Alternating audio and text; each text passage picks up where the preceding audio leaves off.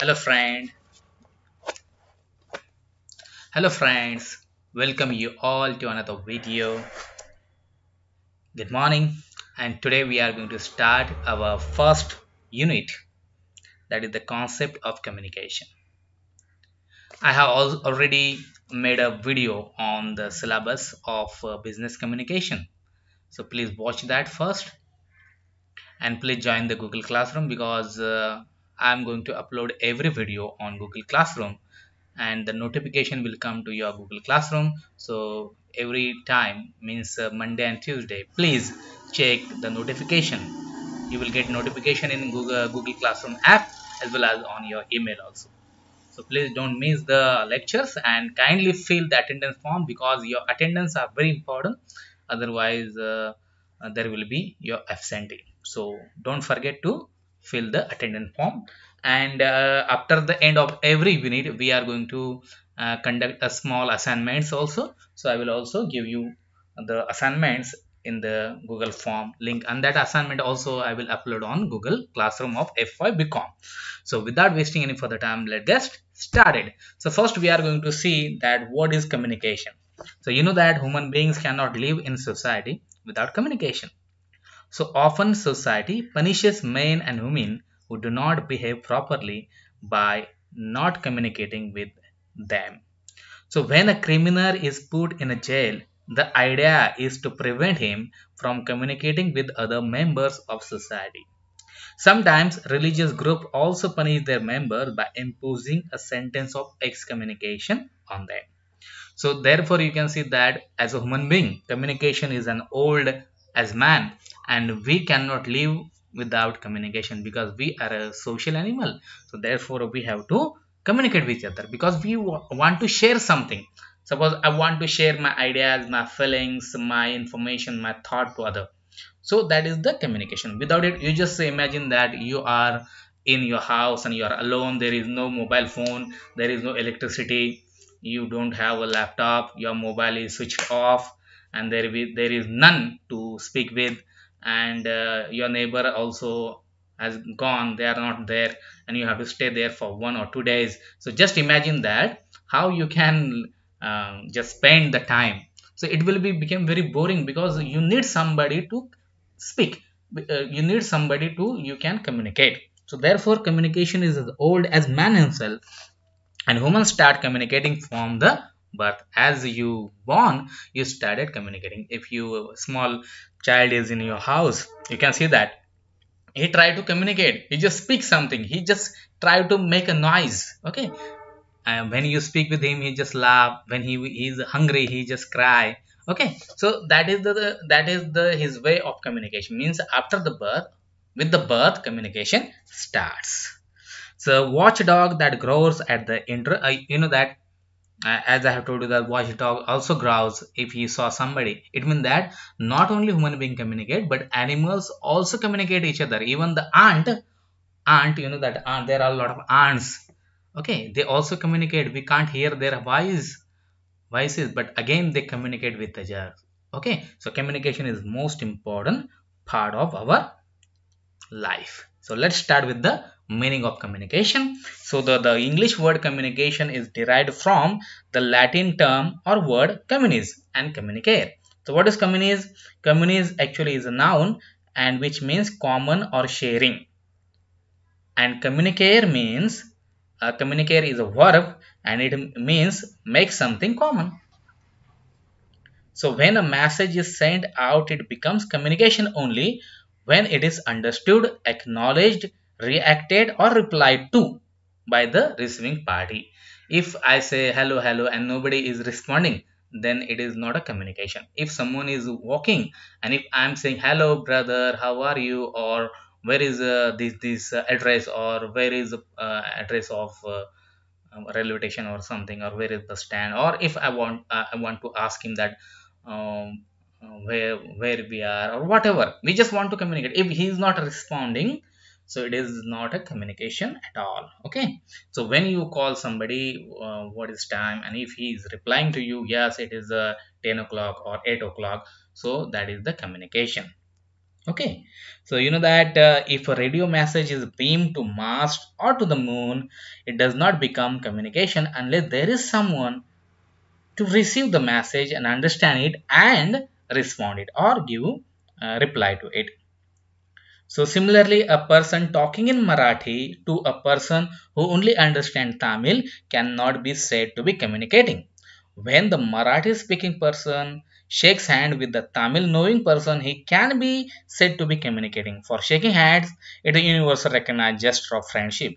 So this brings us another aspect of human communication, namely that communication need not be by words spoken or written only, but can be by action, body language, dress, gestures, secret codes, signals, facial expressions, and even by silence.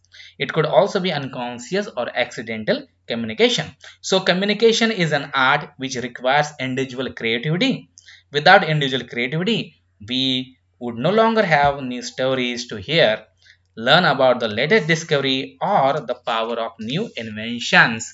So first we are going to start with the definition of communication. So here you can see there are only two definitions I have quoted on the slide, but again I will give you one or two more definitions than this definition. So this is the first definition, which was a Peter Leader. He wrote a book, Oral and Written Communication, and in that book he defined communication as: communication is the process by which information is transmitted between individuals and all organization, so that an understanding response result. Another definition is that communication is the process of transmitting feelings, attitudes, facts, beliefs, and ideas between living person. So I will add more definition, uh, like communication is the exchange of messages between people for the purpose of achieving common meaning. Again, I will add another definition. Communication is the perception, interpretation, and response of people to signal produced by other people. Okay, so after this definition, I hope that you understood what is communication. So, what is communication? Communication is the process of sharing one's thought, feeling, information. Okay, because he wanted to share it to another person. Okay, and that person, after understanding your thought, information, your feeling, he respond. Okay, that is the communication. So I hope that you understood the definition of communication as well as the meaning of communication. If you don't understand, please uh, write in the chat section. Okay, so I will there, or you can also write in the that our attendance form. If you don't understand it, I'm there to solve your problem. So let's move ahead and just talk about the models of communication.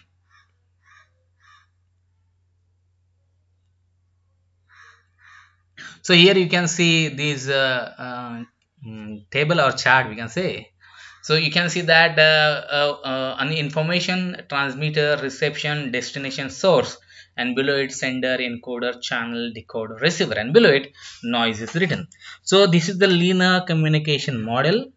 It was Shannon. He has introduced these. Shannon was an American mathematician, and he put this in 1948 with his friend Weber, who was an electronic engineer. They have jointly wrote an article in Bell System Technical Journal, and that article is called as a mathematical theory of communication. So this is also called the Shannon-Weber model of communication.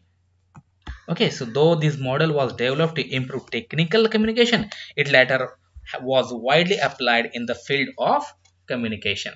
So the model deals with various concepts like sender, encoder, decoder, receiver, and noise. So led by one, I am going to explain you. So what is the sender? So sender is the person who sends the message. The process of communication begins with the sender. Means I want to communicate with I'm a person. I want to communicate with the B person. So I just speak with him. Okay. So I'm speaking with him orally. It means that I'm sending a message orally to that person. So therefore I am a sender. and that person B who is receiving that information, he becomes receiver. So I think it is a very simple concept, it is not so hard. And again you can see that the spelling of receiver is wrong here, so please correct it. So I will also tell you the spelling. So first let's understand sender again. So the process of communication begins with the sender, the originator of a message to be communicated. He decided the what of communication, and it's concerned with the content of the specific message to be presented.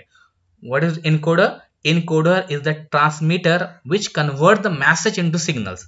For example, the message of the sender has to be converted into signals like waves or binary data, which then is transmitted through cables or satellites. Or if you are face to face and if you are speaking, so your channel becomes your oral communication. If you have written a letter, then your letter becomes a written channel. If you are making use of your gestures, okay, so gesture becomes channel. So what is decoder? So it is the reception place of the signal which converts signal waves binary data into message which is compatible and understandable for the receiver. And what is receiver? I have already told you that a receiver is the destination of the message sent from the sender. Based on the decoded message, the receiver gives the feedback to the sender. Okay. And what is noise? So noise, the messages are transferred from encoder to decoder through channel. During this process, the messages may get distorted or affected by noise like horn sound, thunder, or crowd sound. So these are the barriers. Noise is the barrier of communication. It can also happen that encoded signals may get distracted in the channel during the transmission of process, so affecting the communication flow. The receiver thus may not receive the correct message. So the model can be illustrated through the following example. For example, Mr. Rai makes a call to his subordinator Mr. Gupta and says, I want you to send me the latest sales report. So during his call, noise appeared. That is, the error appeared, transmission error, due to which Mr. Gupta received, I want only. So sender, Mr. Rai, encoder telephone. So here sender is a Mr. Rai, encoder is a telephone, channel is a cable, noise, that is distracting in voice, receiver is a telephone, reception is telephone, and receiver is a Mr. Gupta. So as there was a transition error or noise, Mr. Gupta could not understand Mr. Rai's message. So therefore it is a noise, and because of the communication process could not complete. So let's move ahead. And there are a lot of criticism of Shannon-Weaver model of communication. So Shannon's model isn't really a model of communication, however. It is instead a model of the flow of information through a medium, and an incomplete and biased model that is far more applicable to the system it maps, a telephone or a telegram, than it is to be most other media. So it suggests that communication within a medium is frequently direct or indirectical. It is a more effective in person-to-person communication than group or mass audience. This model is based on sender and receiver, where the former plays an active and primary role, and the latter plays the passive and secondary role. It assumes that communicators are isolated individuals. Speakers only speak and never listen, and listeners only listen and never speak. So therefore it is not a complete, we can say. So we have to make the interactive model. Okay, you can use this model for interactive function. So the interactive model is a variant of Shannon model. Okay, so here you have to just take the sender to the noise, sender to the receiver to sender. Okay, and you have to adjust feedback when the receiver encode a feedback, that is message, and send through the channel, encode it and send to channel to sender, and sender decode it and understand what is that, then the process of interactive model of communication complete. So the interactive model is a variant of Shannon model. It has the concept of feedback without changing any other element of Shannon model. The key concept associated with this elaboration is that destination provide feedback on the message they receive, such as the information sources can adapt their meaning messages in real time. So feedback is very important thing. So you can see that here is that this transaction model you can see here. So first, let's understand the feedback. So what is feedback? I have told you that suppose Mr. Gupta is there and he called Mr. Mehra, okay, and Mr. Mehra, whatever he called, Mr. Mehra understood, and when he replied to Mr. Gupta, that is the feedback. So feedback necessary in all communication, for it is an indication of the successful transmission of the message. It is also one of the best ways of improving communication, for it enables the sender to find out defects and weak points of his communication. If your audience does not understand what you mean, or if it understands your message only partially, then your communication process has been defective, and only feedback enables you to know this. So let's understand this chart first, that is the transaction model. So this model acknowledges neither creators nor consumers of message, so preferring to label the people associated with the model as communicator who both create and consume messages. Transactional means that communication is an ongoing and a continuously changing process. People are changing, the people with whom one is communicating are also changing. Beside this, the environment in which they are communicating is also changing, as each element in transaction process exists in relation to all other elements. There is the interdependent, where there can be no source without a receiver and no message without a source. In this communication process, each person reacts depending on factors such as their background, prior experiences, attitude, cultural beliefs, and self-esteem. So you understood that communicator A encode with language a message, and then message in medium is sent to the communicator B. The communicator B receive the message and interpret, and then he encode the feedback in the language. Then he choose the medium of the or channel, and he is sent to the communicator A as a feedback. So communicator A receive the feedback and interpret it, and in this way the process complete. So let's start with the last segment of this. The second last segment of this lecture. So first, we are going to see the characteristic of communication. So the first characteristic is the social and cultural situation. So the in which it is delivered. If the prime minister asks the people to be alert and vigilant in peacetime, people will not pay much attention. But the same message becomes very significant when foreign troops are massed at the country's border and terrorists are planting bombs in train and buses. So in the factory, if relation between the workers and manager are bad, all communication is affected by the hostile atmosphere. So therefore, the social and cultural situation is very important for the effective communication. The second characteristic of communication is that it is an ongoing process. It is not at rest or static, but constantly subject to change. The people with whom you communicate change. The situation in which you communicate also goes on changing. The third characteristic of communication is interrelated. Okay, so for example, there is always a relationship or connection between the sender and receiver of a message. Any change in office are talking loudly when the manager enters. The entrance of the manager has added one more person to audience, and this will bring about many instant changes. One clerk will fall silent, another will alter his tone, a third might change the topic. So next one is as a whole. The fourth characteristic of communication is the people who communicate as a whole. This means that our bodies, minds, and emotions all take part in emotions from the rest of his body. Have you closely watched a person talking on the phone? You will notice that not only does he speak, but he also smiles, frowns, and waves his free hand about.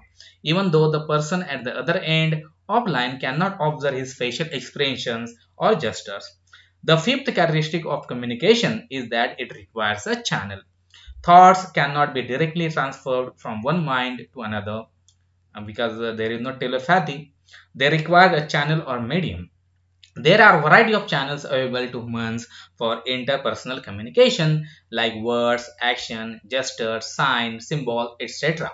Sometimes the channel selected by a person can be as odd as it is interesting. A young girl who comes to a formal dinner party dressed in tight fitting jeans bathroom slippers, and an outraging red colored shirt is conveying a definite message. She's saying without using the word, I don't care what you think about me, and I don't share your sense of values. So that is the channel of communication, or we can say. So how to achieve effective communication? So here, in the last point of this slide or this lecture, we are going to cover the basic principles of effective communication. Okay, so for a person in the commercial world, it is very important to know how to communicate effectively. The businessman must know how to communicate without loss of time with his customers, dealers, government officers, or other businessmen. Manager and supervisor must be able to communicate their orders and instruction in a clear manner to their subordinate. So banks, insurance companies, transport companies, business houses, big and small, sole traders, consumers all go to make up the vast, intricate world that we call the commercial world. So intricate and complex has this word become the poor communication result in loss of time and money, and hence arises the need to improve communication skills. So the first basic principle of effective communication is communicate for purpose. So you must be very clear in your own mind as to purpose of your communication. Whether you are trying to sell a product or persuading your boss to follow some line of action, you first have to define the objective to yourself. This will help you in keeping all contradictory and irrelevant material or information out of your message. The second is compose your message with care. Encoding and decoding should be done by using symbols and signs that are familiar to sender and receiver of the message. A specialist should not use technical terms while talking to ordinary people. The sender should also consider the needs of the receiver and communicate something of value of him or her. Number third is compose your message to attract attention. To attract the attention of the receiver of your message, written or oral, you may resort to intensity. You can even create intensity by speaking very quietly when everyone is silent, or change of movement, or you can repetition. Okay, you can avoid the monotony in both writing and speaking, and you can repeat your oral communication. Systematic arrangement of your order, neatness, even the type spacing of your letter will impress the reader. Fourth one is remove or barriers to effective communication. So there are several barriers. We are going to see them in next chapters. So there are several barriers to effective communication, like faulty expression, faulty listening, status blocks, organizational blocks, etc., which needs to be removed. Then fifth number is study the receiver of your message. Attempt to get as much information about the individual or group that is to receive your message. Accordingly, encode your message in language, pictures, or signs so that it may be readily understood. Also, keep in mind the background of experience of the recipient and transmit your message with the help of mental images which are likely to be familiar to him or her. Sixth number is select your medium with care. So, whether the message is conveyed orally in writing or with the help of instrument like the typewriter or telephone, see to it that the message goes across clearly and quickly. While writing to an uneducated customer, do not use difficult or technical words. For message which have a legal implication, send a letter instead of using the telephone. Number 7 is provide for feedback. Since feedback improves communication, makes it easy for the recipient of your message to respond. If you are writing sales letter, advertising a kitchen set, encourage the would-be customer to write or phone to your or visit your showroom. So you must be ready to give feedback. And the last one is act promptly on receiving a response. If you get feedback, do not ignore it, especially if there is some misunderstanding or doubts about the original message. Clarify immediately. So hey guys, I hope that you understood everything. If still you have a problem or if you want to suggest something, so please make in comment section. So I will there to again I will there to solve your queries and your problems. So thank you for watching.